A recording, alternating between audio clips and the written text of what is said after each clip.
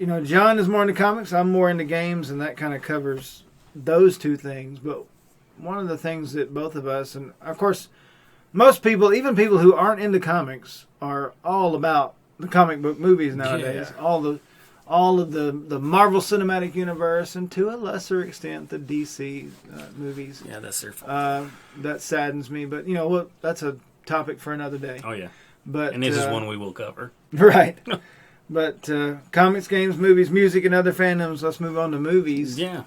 We're going to be talking about, of course, just about any and all movies, but obviously we're gearing up for the grand finale of this phase of Marvel, the cinematic universe. Oh, yeah. So many people are paying attention to Infinity War. There's going to be a lot of people that are going back. I talked to one of my friends last night. He said, yeah, my wife and I are going back and watching every movie in the universe so far, getting ready for Infinity War. And I plan to do that as well. But there may be a lot of people going back and watching those movies back through. And even if they're not doing that, they're probably excited about Infinity War. Oh, so that's one thing that's come from this new fascination with comics and comic movies, is a lot more people are finding out about these characters and stories that you were talking about earlier. Yeah. What are you thinking when it comes to gearing up to Infinity War? I guess one thing I'll ask you here in our introductory episode is how different do you think it'll be from the Infinity Gauntlet, Infinity War storyline in the comics? Well, it's going to be significantly different, primarily because up to this point, the Marvel hasn't had the opportunity to use several characters. Right. It's the Infinity Gauntlet. One of the main characters that was involved was the Silver Surfer. Yeah. And Fox did a terrible job with the Silver Surfer. I hated it. The movie was but this is a story for another day. But do you secretly hope, now that Disney has Fox or is getting Fox, do you secretly hope Silver Surfer is going to show up somewhere in there? I don't. Do you think there's any way for him to do it? I don't think so. Too quick? I think it's too quick. Yeah, I think it's too quick. I think you'd say the same thing with I would be shocked. It might happen, but I would be shocked. They're working on the Dark Phoenix, the X-Men Dark Phoenix right now. Yeah. I would be shocked if it carries the Disney logo on the front of even in the trailer. I'd be shocked. But I do think it's too soon to see that. But at the same time, there are other characters there that are involved. Wolverine stabbed Thanos in the gut, and then Thanos turned him into Jello. But that was another. Well, story. And there's some of those. Even going back to things like Civil War, like the Civil War in the comics, there's so much more to it. And Age of Ultron. Oh yeah, that would have been a series of movies had they really fleshed it all the way out instead of just, let's call this one movie Age of Ultron. Yeah. It was really only that in name, pretty much. But, shared almost nothing with the comic version. The movie and the comics, they were two completely different things. Well, I'll say this. I would imagine that most lifelong, serious comic book fans have been ecstatic with the movies that have come out. Even the DC movies, sometimes they're not what we want them to be, but at least we're getting these things in live action, and there's a lot of money being pumped into them, and hopefully DC will turn things around a little bit, get some different directors and different vision in there. But Marvel especially, the idea of the cinematic universe, right? And then you can now collect these movies and put them on a shelf as if they were comic books almost, and say, here is this entire line, here's phase 1, phase 2, It's amazing to see that. And I imagine comic book fans are probably a little more ecstatic about that than most of the rest of us. I don't feel like I'll ever see video game movies be that good. It's just not the standard that's been set right now, and the ones that have come out don't give me a lot of hope. But I kind of quit watching those, to be honest. There were several that came out, and it was Oh, what was the last one that I watched? And Did you watch Assassin's Creed? I did watch Assassin's Creed. I haven't watched that. See, I watched the movie, but I didn't play the game. Right. So did you enjoy the movie not knowing anything about the game? I don't know. Here's the problem. I watched it while I had the flu. Oh, okay. So it was. So you were delirious a little bit. I was a little bit. That may be the best way to watch it. And it was kind of a trippy movie anyway. But it was. I might next time I get the flu. I may pop that one in. Yeah. I mean, I thought it was entertaining to a degree, but at the same time, it felt like, I don't know. It felt like the only reason that I might have kind of enjoyed it was because I was delirious with a fever. Well, the good thing about movies is they do make other movies besides comic book and video game movies. Right. So if that was our only choices, we'd have to just stick with the comic book movies. Right. The video game movies, some of them, I find them entertaining, but as far as filmmaking, they're not good. Right. And they're various levels of not good. Right. But now we're not just fans of games and comics. We're fans of all movies and literature. Right. And I thought we'd talk about, just in our introductory episode, we might talk about maybe our top 5 movies, or if you have one movie that's in particularly just horrible that you hate, we could rag on it a little bit. I've got a couple of those. The funny thing is, I was thinking about what we're going to talk about, and I came up with, it was easier for me to find the movies that I hated than it was to think of the movies that I just really love. Well, I'll tell you, my problem is, I could name a top 5, but I don't know what order some of them would be in. That's kind of the way. And I tend, and you'll find out as we get into, if we start reviewing movies, I'm not very critical. The first time I see a movie, I'm like, that was awesome! Right. You know? Yeah. And then what happens to me is I'll, just like Justice League. Right. I watch Justice League, and even while I'm watching it, there are things that I know should be different. Right. But while I'm watching it, it's just like the greatest thing ever. Right. And then I go and watch a review or read a review, and I'm like, yeah, that's right. The plot could have been better, or this should have been better, or it could have been edited better. But we watch those movies for plot or the explosions. Right. Well, and when I watch a movie, I try not to think, well, is this a 7 out of 10 or what? You know, if I review a movie, I'm thinking, was it entertaining or not? Right. Now, I watched the movie Battleship and was thoroughly entertained. I had a great time watching that movie. Now, it got panned universally because technically the specifics of the filmmaking aren't great. Right. But it's entertaining to me. That's the way I was with John Carter. John Carter. And maybe it's Taylor that's doing it. It could be. It could be. It was the same guy. I like John Carter too. That didn't do well as far as with the critics, but I liked it. Yeah, I did too. I saw it in the theater. I was like, that was so good. And well, you want to go top 5, or you just want to say best movie of all time to you? Oh, good grief. Okay, I don't know if I could do. We could do top 5. Top 5. Yeah, let's do because it's hard to pick just one movie as the greatest of all time. Well, I will say I do have one favorite that I've always said for years that this is the best movie ever. Okay. And my other 4, they could switch around. Right. But, and 2, it also, like, there's one movie that I love that I always watch with my wife. Mm-hmm. There's one movie that I love that I always watched growing up. Right. And there's another one that I love that I literally think that's the best movie ever made. Mm-hmm. And, you know, so they're kind of broken up into categories. But for me, the greatest movie ever, never to be surpassed, The Princess Bride. Absolutely. I'm good with that one. If you haven't seen The Princess Bride, do. Right. And I can't even begin to talk about all of the greatness of that movie and the things that are in there that it's funny to see people that if you make an inside joke about it, it's almost like Monty Python and the Quest for the Holy Grail. Right. Yeah. If you're around people that get that, and you may say a line from the movie, and 2 people out of 5 bust out laughing, and the others are looking at you like, "What are you doing? What are you talking about?" It's inconceivable. But The Princess Bride, I don't know how many times I have said, either under my breath or just outright to somebody in a normal discussion, not even talking about anything else. Right. I will say, "You keep using that word." I don't think you. I do not think it means what you think it means. I pulled that one out the other day. And that's so amusing to me. Yeah. When they have no clue what I'm even talking about. Right. And that's why I wish everybody could see The Princess Bride. Everybody should. It's a there's classic. so many things in there, so many lines that you could pull out that. And that's the neat thing, too, about movies. Not just The Princess Bride, but, things like Caddyshack. Mm-hmm. Caddyshack is one of those movies that people will say a quote from that, and people get it. Or The Godfather. Oh. A lot of men, especially of the generations that came before us, they were all about The Godfather. Mm-hmm. And men of a certain age, you can pull out a line from that movie, and it's like their ears perk up like a dog. Like, huh, what, Godfather? Yeah.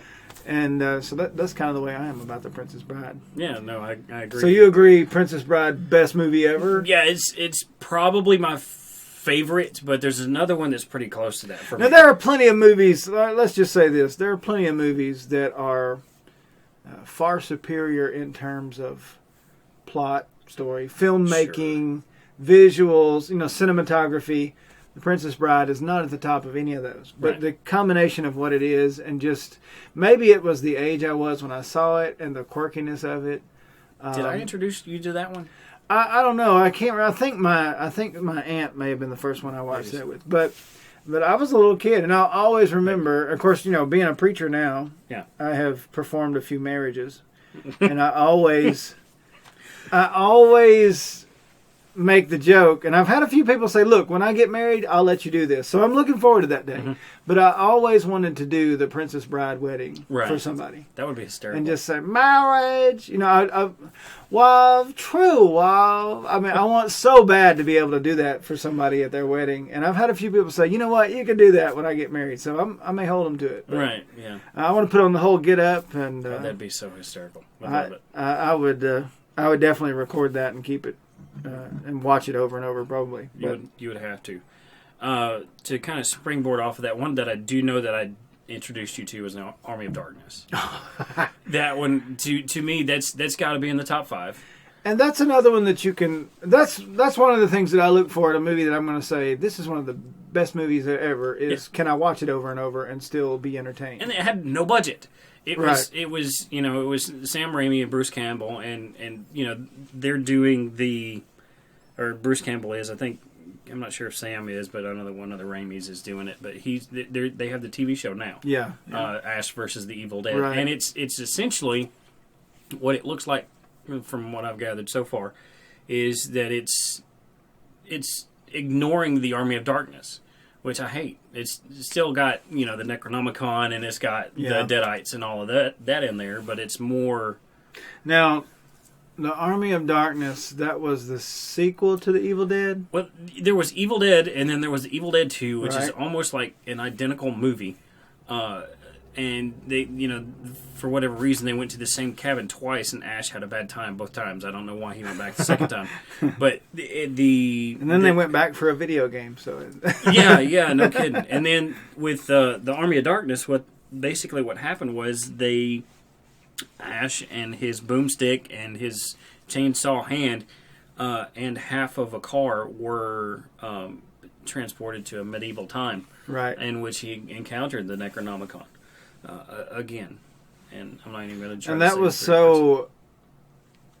that was so funny when he's surrounded by the people there when he first arrives, and he's about to get mauled, but he fires off his shotgun, and that's what he fires off the shotgun, and then he tells them, "This is my boomstick," and they all, that's one of the best parts, and that's kind of. You think about that, and it's like, well, that's probably what I would do. I mean, you would think of something like that to make them afraid of you, so that you don't get mauled and killed. You know? Yeah. Burned at the stake for witchcraft. Yeah, that's a good point. Army of Darkness. Just to me, because I can go back and I can watch that anytime. Yeah, and that's one of those too. Like if I'm cleaning around the house, I'll put it on just to have on in the background. Oh yeah.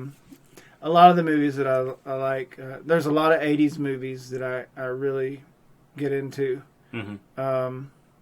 Some of them are fairly obscure, but One Crazy Summer is John Cusack when he's very young, and Demi Moore when she's very young. Oh, yeah. That movie is nothing special. It's not... didn't win any awards or anything, but it's one that I watched. Some of them are movies that I watched when I was little, and it kind of stuck with me. And then I found it again later. Yeah. So now I watch them over and over. Mm-hmm. But there are movies that I have seen that I love now that honestly, if I hadn't been married, I would never have watched them. Right. Because I grew up watching action, horror, some comedies. Right. But there's a movie that it's probably my number 2 movie right behind The Princess Bride, and that is Love Actually. Love Actually, and when you don't think, just looking at the DVD cover or the Blu-ray cover, and even the title, you don't think much of it. You're like, romantic movie, whatever. It's so funny and it's so good. That's one that we watch over and over and over. Is that Jack Black? No, who's in that? Love Actually. Now, The Holiday is Jack Black, and that's another good one. That may be what I'm thinking of. Love Actually has so many people in it. It's got Hugh Grant and Billy Bob Thornton plays the U.S. president. It has basically every English actor or actress is in Love Actually, because it's an English production. Kate Beckinsale, but she's not in there. Sadly, that's disappointing, man. Keira Knightley's in it. Okay, well that's Kate not Beckinsale. Quite, it's not quite as Kate good. Beckinsale. That's another topic for another day. We could do an entire hour on that one, right? Or more. I always joke with my wife, and she used to be really, really big on Matthew McConaughey, and I was kind of into Kate Beckinsale, so that was our trade-off. So she allowed me to. She even makes a joke now, like even if we find her on a talk show or something, she's like, "Oh, you better come in here. Kate Beckinsale's on TV." So I was like, "It's not all that. I'm not that obsessed." I might be. But there are a lot of movies like that. You know, you mentioned Jack Black, The Holiday. That's another movie that we watch a lot of. That's another movie I wouldn't have never have watched if it hadn't been for the fact that I was married and my wife wanted to watch it and I went to see it with her. And it turned out to be a movie that I really like. Yeah. Love Actually, The Holiday, Serendipity is a good one. I love Serendipity. Kate Beckinsale. That's another Kate Beckinsale, John Cusack. Yeah. I like a lot of John Cusack movies. Hot Tub Time Machine. yeah, that's one I hadn't thought about in a while. But there are movies too that not a lot of people see that maybe don't get the best reviews. That I think, man, that's a good movie. And like I said, I usually base it on how many times can I watch it and still be entertained. Right.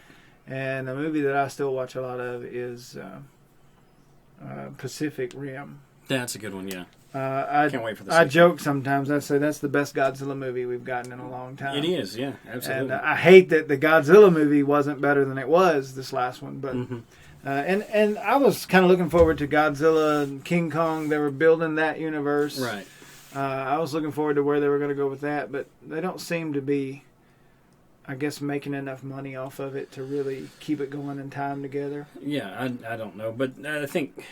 But they, for all I care, they can bring Godzilla over to the Pacific Rim universe. I'd be fine with that. Just throw them all together. Yeah, why not? Just make it a hodgepodge.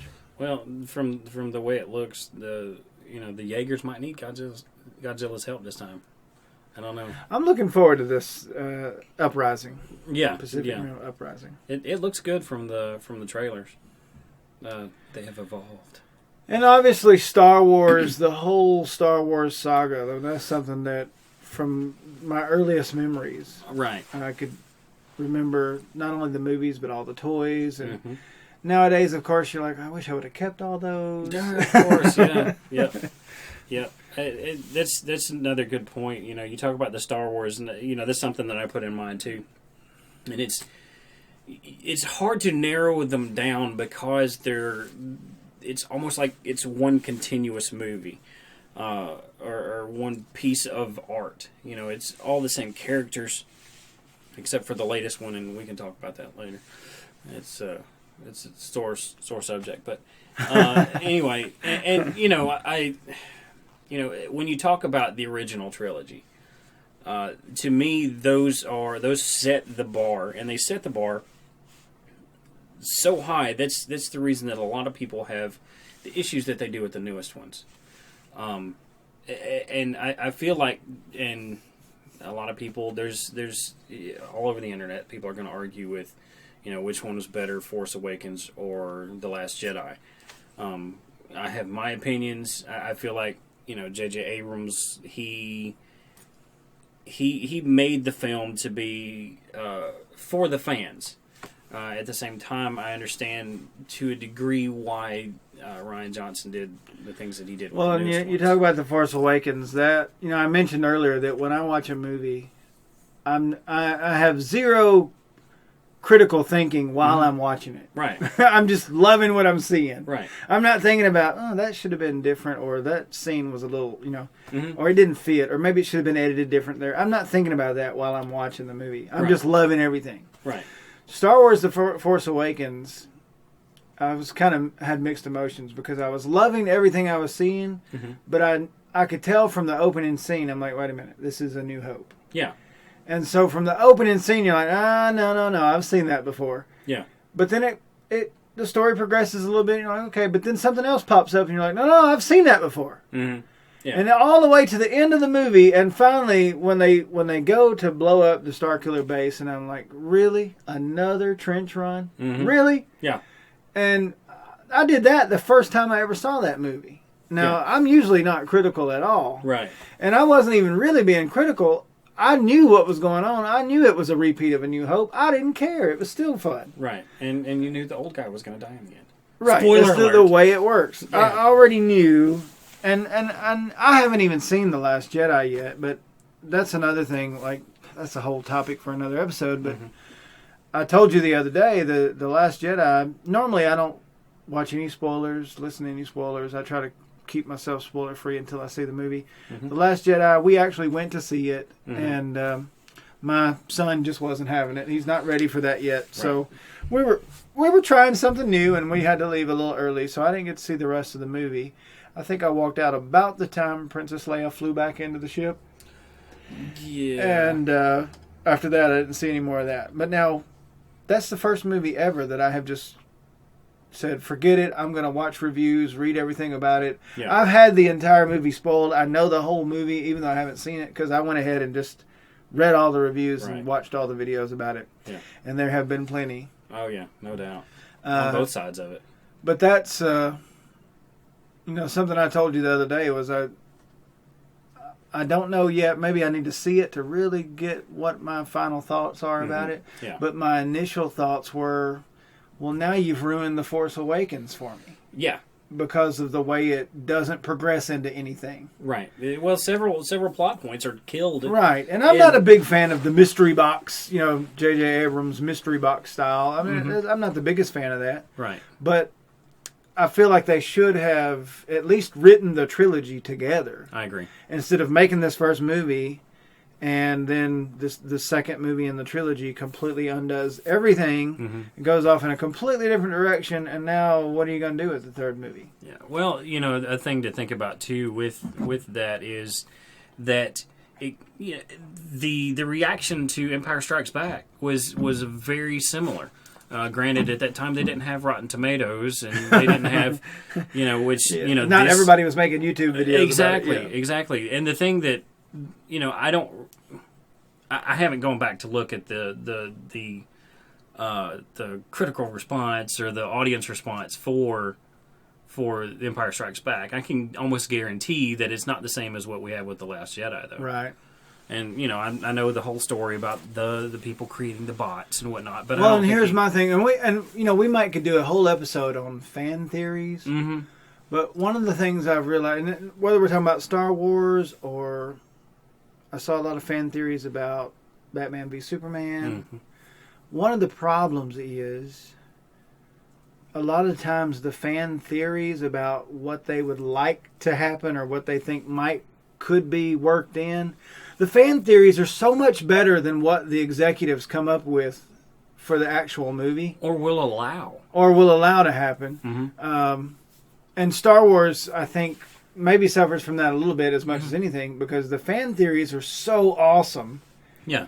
That then when you see what the actual director went with, it's never going to be as good as the fan theories. Right. And that's something that we kind of set ourselves up for when we read those theories. Yeah. And I've heard people say that on YouTube. Well, you kind of overdid it on the theories, and so now you're upset at this. But the thing is, it's not that Johnson just didn't do what we thought might be able to be done with the fan theories. Mm-hmm. He completely tossed everything. And I've heard people say this, but I thought this the first time I realized kind of what the movie was about, and the more reviews I read. Right. And I thought the scene, and I think I did see this in the theater, where Luke takes the lightsaber and just tosses it over his shoulder. Oh, yeah. And I've heard multiple people say, that's what Johnson did with this trilogy. He's just like, well, forget it.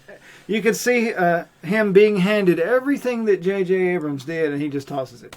Right. Well, that was one of the things that I read. As you know, I waited till after I had seen the movie to read any reviews about it, because I wanted to see what other people were thinking, because I had some strong mixed emotions about it. And one of the things that was said was, just as soon as you see Luke Skywalker take the lightsaber and throw it over his shoulder, you know, all bets are off from here. Well, and I don't mind, like I said, I don't have a problem with changing everything up, because we said this the other day, and we're getting off into a Star Wars episode. Of course, but, yeah. Everybody said, well, The Force Awakens was just A New Hope. It's just the same thing over and over. Yeah. And now there's something different in The Last Jedi, and now everybody's like, it's not Star Wars. It's not the same. It's different. And so it's almost a, well, what do we give you? You know? Yeah. But I feel like the fans, and it's not just that we work ourselves up about it. It literally is that, whether you're talking about DC movies, Marvel movies, Star Wars, whatever, the fans have better ideas than the people making the movies, usually. I think it kind of goes back, to something that we alluded to a little while ago, especially with the comic book movies. And, you know, you said that comic book fans are really excited about the fact that we're actually seeing these characters live on screen now, or in live action on screen. And part of it is that I've talked to a lot of people who are fans of the comics or fans of the characters, and then you see something that happens in the film, and they're so mad because that would never happen. Yeah, exactly. They're so mad about any little thing that's so different from the film. Well, that's one thing about not being a huge comic book guy. Yeah. I feel like I enjoy some of these movies better than people that have known these histories, these characters, and their plot lines. They've known them their whole lives, and now they're seeing something like Age of Ultron, and they're like, "This is not at all Age of Ultron." Right. Well, but most people don't care. They haven't even read that storyline in the comics. Right. They don't know the differences. Mm-hmm. Well, you have to go into it with an understanding that this is not the comic books. Right. It's not.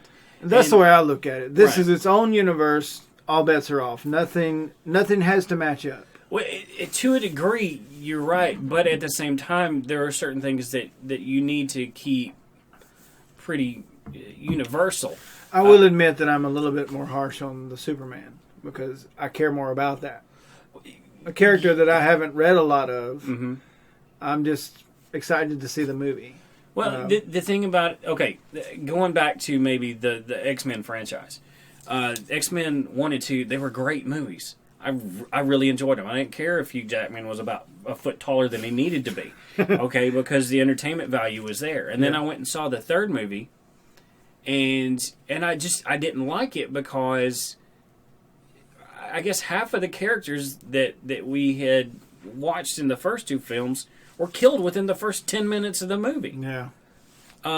Let's see here. The Days of Future Past. That was fantastic. Well, that I guess if you want to say this latest trilogy of the X-Men movies, they've done so many things with so many different timelines. Mm-hmm. It's a little bit confusing. Yeah. Well, I've almost kind of quit watching those too, because it does get confusing. Well, have we at all begun to cover the 5 movies you had listed on your top 5? Or did we get off on a tangent? Dude, that's easy to do. We're going to chase rabbits, I feel like. Yeah, that's okay, though. We're good with that. No, we're just hanging out, though. We're not on the schedule here.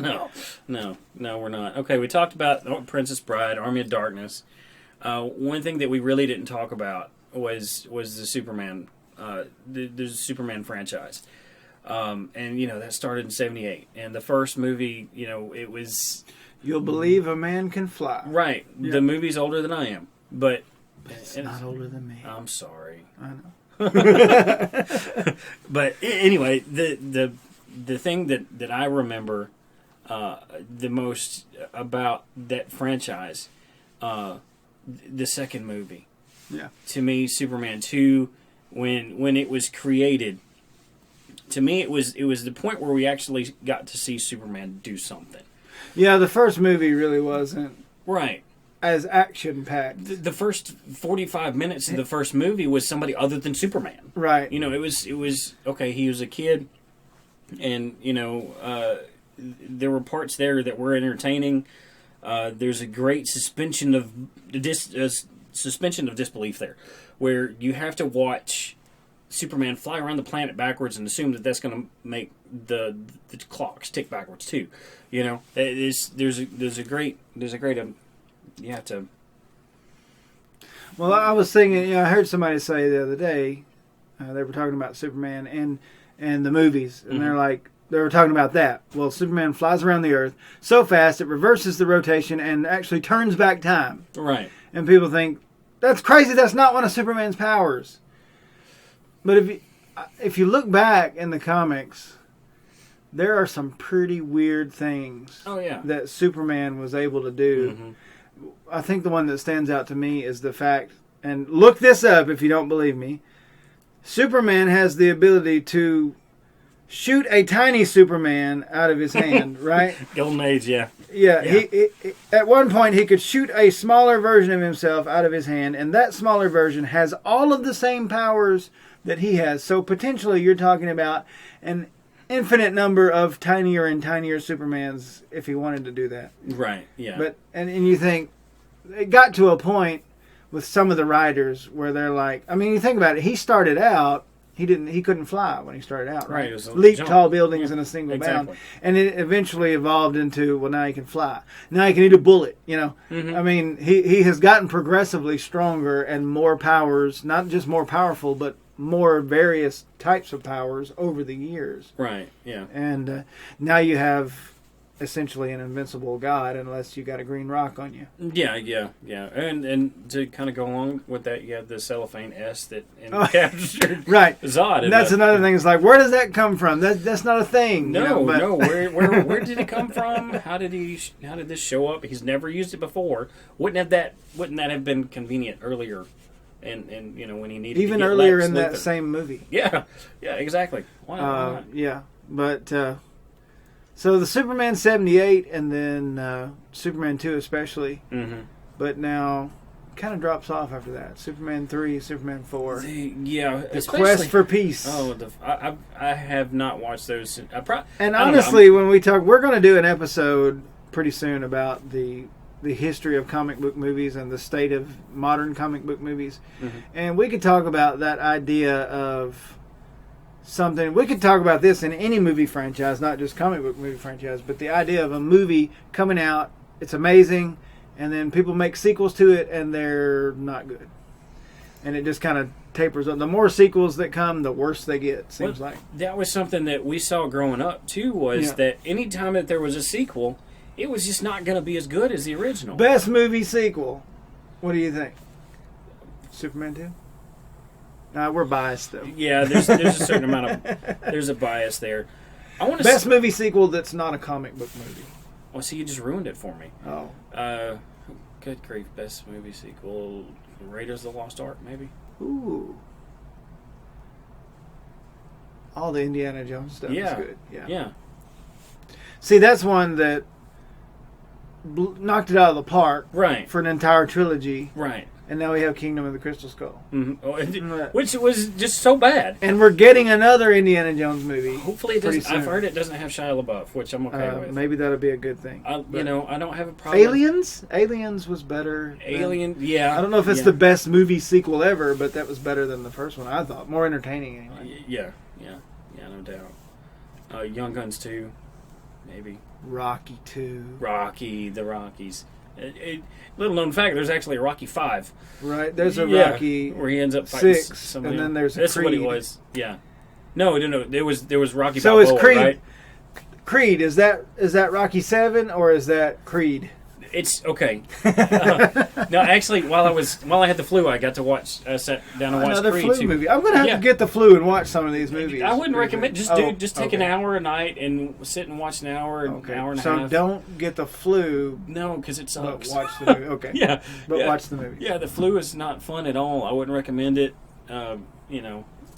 It's a story for another podcast. I read about a kid that, 22-year-old professional personal trainer, and he ended up getting pneumonia and went septic, and it killed him. But pneumonia's not good. No, flu's not good. No. Anyway, we're gonna movies are better. Yeah, so let's talk about movies.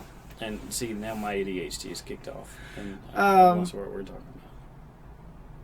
Like I said, I guess when I'm thinking top 5 movies all time for me, they're not. I don't look at it as this is technically the greatest movie ever made, or this. I just think about, can I watch it over and over and over and still be entertained by it? And when I look at some of the Marvel movies, the first time you watch them, they're obviously awesome. Yeah. But then when you go back a second or third time, because of the way they've structured it, almost like a soap opera, so that it's one long narrative and you already know what's coming up. Yeah. It is almost like a soap opera. Like, women don't watch reruns of soap operas. Right. And most of your narrative type TV shows, you're not going to watch certain episodes past the point where they aired because you're progressing through the storyline. Right. So sometimes I think of the Marvel movies like that, where I want to progress through the storyline. I want to see the next movie. I don't want to watch the old movies again. Now, I've watched Ant-Man a couple of times. I like that one. That was a good one. I can still go back now and watch the first Iron Man. I even like Iron Man 2. Now, a lot of people kind of dump on Iron Man 2. And there may be some things technically that are worse than the first one, but I like that movie. Yeah. And that goes back to me just being entertained by everything. Yeah. Well, that's kind of the way that I am with most movies is I give everything a shot. And that's probably why I like John Carter anyway, because it was different than what else was out, and it was that one didn't keep me entertained. But another one too that, if just talking about franchises that I can go back and watch over and over and over again, the Lord of the Rings movies. Yeah. Just because even the extended versions. Yeah, especially the extended versions. It was the first 2 had come out, and I'm trying to talk Courtney into going to see the movie with me, the last one, and it's right before it comes out, and we're sitting there, and she's like, "Well, I don't know anything about it." Got to see the first 2. And I said, "We have to watch the first 2." And I just so happened I had the extended versions. I didn't have the shorter versions, and so the extended versions are about 3.5 to 4 hours long a piece, maybe a little bit longer. It took about 6 hours to watch each one because I had to stop every 30 seconds and explain something, which is okay with me. But that's all right. It is. And then now she understands it a little bit better. Could she explain it back to you now? No, that might be that's a different question. But to say all of that, the one very recently, and I'm not a musical fan. I don't enjoy musicals, but the one that I know where you're going with this one. Yeah, and I am a fan of it. Just the Greatest Showman. Yeah. Was a fantastic film. Now I have to admit that I like certain musicals, but The Greatest Showman was pretty awesome. Yeah. And I like Hugh Jackman anyway, and he's always been big into the theater, into the song and dance, even when he was playing Wolverine. But I really like the whole cast. All the songs are great. Oh yeah. I like that story about P.T. Barnum too. Oh yeah. And I know the movie's not exactly. It's not verbatim exactly what happened. It's not a point for point true story, but it's an interesting narrative in the movie anyway about how everything starts and the kind of the shift that he makes from wanting to just bring these misfits and freaks into the limelight, and he kind of makes a transition. You get that character progression where he decides he's going to be upper crust. Well, if you remember he started out, he just wanted a museum. Yeah. And then his kids told him there's too many dead things in there, right. And then So yeah, and so that moves to elephants. yeah, which they no longer use, which is okay. But that's that movie is one that I've seen a lot of people kind of pass the word about it, like, hey, you got to go see The Greatest Showman. Yeah, and I like that. I'm thankful for that. I've been into musicals for a while. Mostly, we get to talk about other fandoms in a minute, and I may talk a little bit about the theater and musicals. Right. But I like to see. My wife and I are big fans of the Les Mis on the film, on the screen, and on the stage. Right. And The Greatest Showman was like right up our alley. And we were going to go see Star Wars because we didn't get to see the whole thing. Right. And we put Star Wars off because so many people were saying, you got to go see The Greatest Showman. Mm-hmm. So we just went ahead and saw that. And she's seen it twice now. Right. And I've listened to all the songs on YouTube again. Oh, I didn't have to wait for YouTube because Courtney bought the soundtrack. Got the soundtrack on the way home from the first time we'd seen it. Yeah, it was that good. And my daughter, she's 7 and she loved it. And kind of speaking to the word of mouth point too, though, the movie the song "This Is Me." Yeah. There's a video on YouTube and it shows when they're all in the room and they're trying to get the film greenlit. And I've watched all of those videos. Yeah, and those are great. The "This Is Me" version of it. Yeah. And I showed that to in my English class. I do something that I call Music Monday. Right. And basically what I do is I try to get them to look at songs and music videos critically and to use certain evidence from each one to talk about how sometimes it's how did the video differ from what you would expect to see it from listening to the song. Did the two things mesh? And anyway, that's beside the point. But I showed that video of the kind of behind the scenes where they're introducing that song, and it's the first time that they had sung the song in front of the entire cast. And this guy, he's one of the guys in my classroom, and he's a gamer, and he might be one of the ones that actually follows us here in just a little bit when we get moving, when we get going. Yeah, but after that song is over with, he's floored. His jaw is on the floor. He's kind of one of those that you don't always know if he's paying attention. Yeah. But he stands up after the video's over with, and he said that was awesome. Yeah. And he was as serious as he could have been about it. We got home that night, and I guess the next day after seeing the movie is when I was looking a few things up on YouTube, and I started watching all of those videos like you're talking about, where they're talking about the process they went through to try and get the movie greenlit, and you see all of the videos of them in that room together and performing these things for the executives, trying to get them to say, yes, make the movie. Right. And every one of those is emotional, and you could see how much went into getting the movie made, and how much all the actors and directors and everybody were invested in it. Right. And they really were. It's watching those videos, you can see more of, like, they were really like a family. It was almost like a stage production. Oh yeah. Which I know that a lot of those movies, even Les Mis, when they did it, they actually sang their parts. They didn't record them in the studio. They sang them live, not live, but when they were being filmed, they were singing them live at that time, just like they would have in a stage production. Right. So when you see Anne Hathaway kneeling and singing her big number, that's not recorded in a studio and slapped on later. She was singing that in front of the camera. Right. So they did it like a stage. But I guess you kind of led us through that segue from movies to music, and the movie musical ties them together. But do you want to talk about the movies that we hate? Before we move on. Yeah, I do want to go to music, and I guess when we splice this up, it's probably going to have to be movies and music in the same video, because I feel like music will not last near as long as the movies. I think you're right. But movies that we hate. I don't know if there's, like, even, I guess the movies that I hate are the movies that are not good, but also not so bad they can be entertaining. Like, there are some really horrible movies and horribly made movies that are so bad, they're still entertaining.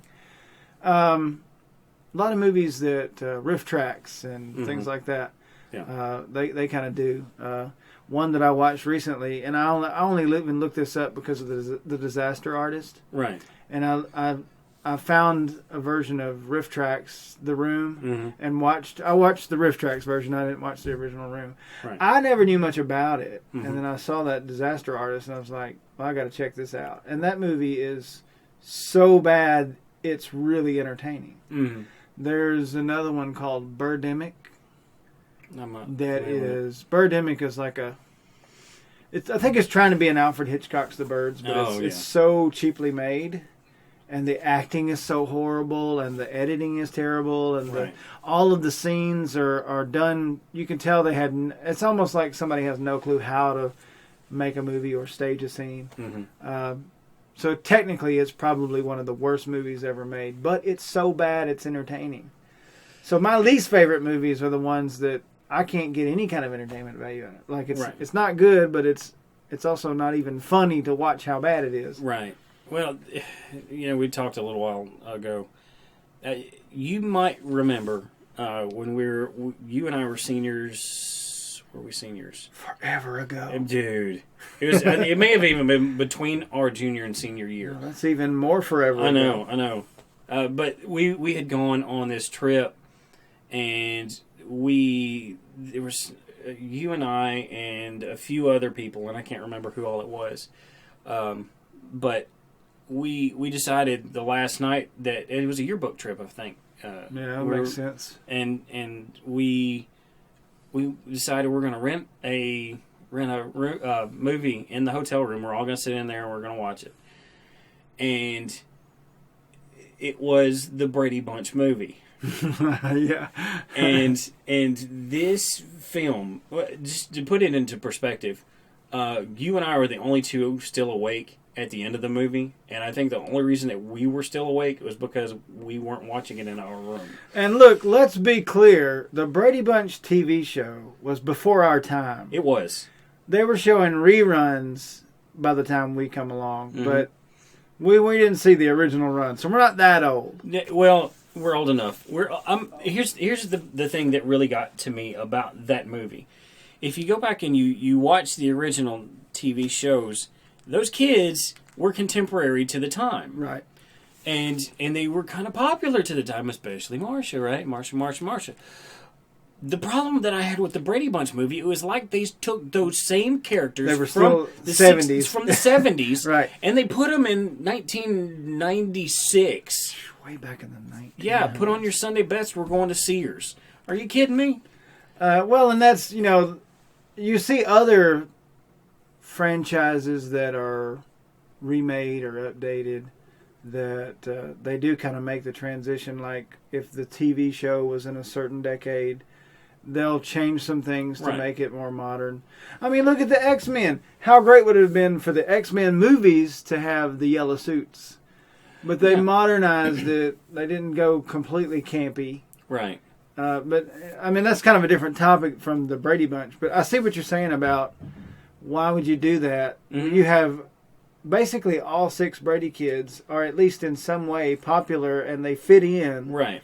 But you take them completely out of the element when you put them in the 90s. And it's almost like you're making fun of them and the source material when you watch that film. And to me it was just so it just didn't work for you. For years it was if somebody said what's your least favorite movie, it was the Brady Bunch movie.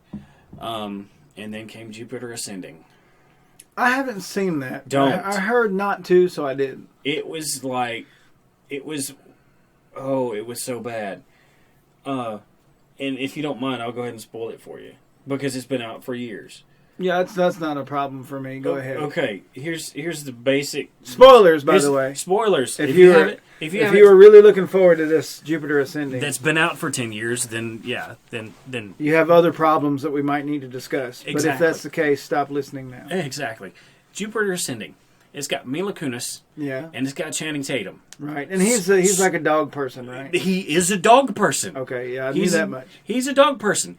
And Mila Kunis is a housekeeper. But princess too, right? She's the princess of some other world. Oh. But housekeeper in this world. Yes. And she hates her job. She hates her job. Cinderella. Yeah, and then she realizes, oh, I'm the princess of some other world. And the end of the movie, she decides she doesn't want to be a princess, and she's okay living on Earth as a housekeeper with her dog man boyfriend. That's the finale. That's the ending. That's it. And there's a lot of really weird stuff that happens in the middle. It's almost like they tried to take Star Wars and mix it with X-Men, and then bleh.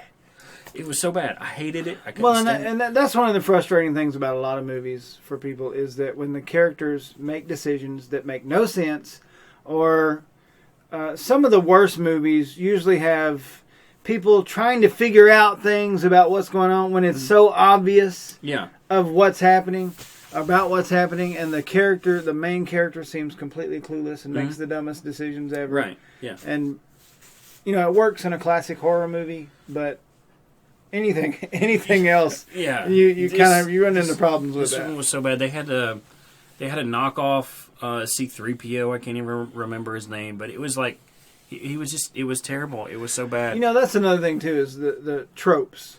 Yeah. Tropes. There's so many. Look, tropes are a thing because they work, because they're good when they're good. Mm-hmm. But when you have tropes for the sake of tropes, that kind of breaks it down. I mean, we talked about The Force Awakens. It was full of tropes. But that's the same series that started all those tropes. Of course. Yeah. So when you have, you're talking about Jupiter Ascending and they're using like a little droid or this particular plot point, and you think, no, you're just ripping it off. Yeah, yeah. It was that. It was full of it. And to I didn't even put this one down, but it kind of follows almost the formula of the Brady Bunch. Unfortunately, was the Masters of the Universe film with Dolph Lundgren. Yeah, that's one. Even when I was young, and I was young when that movie came out, but even at the time, I kept thinking, why is this movie not in Eternia? Exactly. Why is it on Earth? Yeah. It doesn't make any sense to take these characters completely out of their element, out of their world, their plot line, and stick them in this Earth story where they're just comedy. It's just comedic relief for a lot of it. They're out of their element. They don't understand anything about our world, and it really does away with a lot of what makes He-Man cool. Right. Now you've just made him a buffoon from some alien world that doesn't understand how things work here. Yeah, and they're essentially running that's around probably either one of the worst movies or at least one of the most disappointing. Yeah, I agree with that, because there's the problem with, especially with Masters of the Universe, was that it came from the source material, the original cartoon, and then by extension you have the comic books for it. You have such a great background, and when you want to transition into film, the thing that's great, especially with a lot of the thing that I enjoy about especially the Marvel Cinematic Universe, and then even to the DC Extended Universe, you talk about they offer a background story. They allow you to become interested or to meet the characters, to have some sort of an origin before they put them outside of their element. And that was the thing, especially with the Thor franchise. You have the first two movies. The second one was okay, and this last one was really good. But you already had several movies with Thor in it. You knew the character. Yeah, if Ragnarok had been the first one, you wouldn't have set up anything. He'd have just been on this adventure in this completely other world. Right. And it does go back to Asgard, but if you had started it with all of that, I think what makes a movie like Ragnarok better is how much you're invested already into that character. Right. Yeah. And even the characters, the side characters like the Hulk or Loki that show up in that movie, you're invested in those. So now, anytime a character shows up in somebody else's movie, you're on board with it because you know where they came from or you know what their purpose is. Mm-hmm. Yeah. What else? Dragon Ball Evolution. I forgot completely about that, and I will say that may be the worst, if for no other reason, for how disappointing it was. Yes, because I was like, yes, live action Dragon Ball, and then okay, I don't. It was after we'd watched The Matrix. And we had seen these hyper fast fights. And we're like, hey, that's what Dragon Ball Z would be like. Yeah, and it was the thing. We'd watched Dragon Ball Z, and we because we're geeks. I still watch Dragon Ball Super now, but we're sitting there watching these. We get to watch the hyper fast fights on the cartoon, and then we turn around. We get to watch The Matrix, and we see how great the fight scenes, if nothing else, were in those films. And then we turn around and we get Dragon Ball Evolution, which the only thing that was similar to the source material, the manga and the anime, was the characters' names. Right. Yeah, that was about it. That was it. I mean, most of you had the gorilla at the end.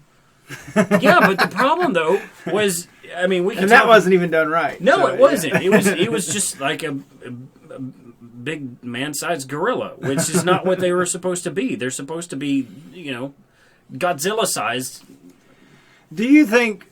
I guess maybe we'll kind of wrap up the movie section with this question. Do you think that a director or a studio that is trying to bring something like that into live action, do you think they have like an extra hurdle because of how knowledgeable the fan bases are? Just take Justice League, all the DC stuff. DC is completely missing the point, I think. Yeah. But besides that, I think they have a larger problem, especially like with Batman v Superman, because you have these two characters that so many people know so much about, know everything about. Most people are walking encyclopedias of their favorite character. Right. And then you write a script and you display it on the screen, and neither character really acts like they're supposed to. Right. They don't make the decisions that they would normally make, and that goes back to the whole time you're watching it, you're thinking, he wouldn't do that. Right. Or this would have been different. Right. Or, you get to something as simple as, why is Batman shooting up a gang of guys? That's not how he works. Right, yeah. And okay. But Dragon Ball Evolution is another thing like that, in that all the fans of Dragon Ball are so versed in the whole lore of that. How could you miss the mark so much when you make the live action? I think a lot of it goes into, Dragon Ball, I've read a little bit about it. It's been a while since I've read about it, but the problem that occurred with Dragon Ball Evolution was, first of all, you had a change in director right at the beginning of the filming. And the new guy, I didn't even look up his name. I can't remember who it was, but he said he didn't know anything about the franchise. He knew nothing about it. Why is he making a movie about it? Exactly. And if I'm not mistaken, he was a cameraman for the film right before he was assigned to be the director for the film. Wow. You do it. Yeah, pretty much. Okay, the director, we just don't like what he was going to do with it. And it had so much potential. But the whoever wrote the script, the director, do they have an extra hurdle? That really depends on their own background with the franchise. We've kind of gone back to Force Awakens several times. I think that the thing that made the Force Awakens successful, one was that it was an homage to the original, and it gave so much to the fans. And you have fans making it. Right. Yeah. That's the thing, and you didn't have that at all with Dragon Ball Evolution. Again, the only thing you knew was the characters. Well, look, if we're going to put Dragon Ball Evolution and Star Wars: The Force Awakens on the same page there, and can start to compare them, that's going to be a huge chasm between those two movies. I think that's the point, though. It's a bit of hyperbole there. Those are complete opposite sides of the coin. So here's the way you do it. Here's not the way you do it. Yep. Try not to just pick some random person to direct your film. Yeah, especially if he's just Who a knows cameraman. who knows absolutely nothing about. And if I'm not mistaken, the guy has actually gone back and apologized for that. Good, film. he should. He should, because it's apologize. bad. It's really bad. Well, look, we have covered so many things to do with movies. We may have done more on movies than we did all of the other topics, or are going to do on the remaining topics. Yeah. But that's a big part. That's a larger fandom. You know, I love games, collect games. You love comics, collect comics, and there's some crossover there. But everybody watches movies. Yeah, yeah. So that's going to be a larger fandom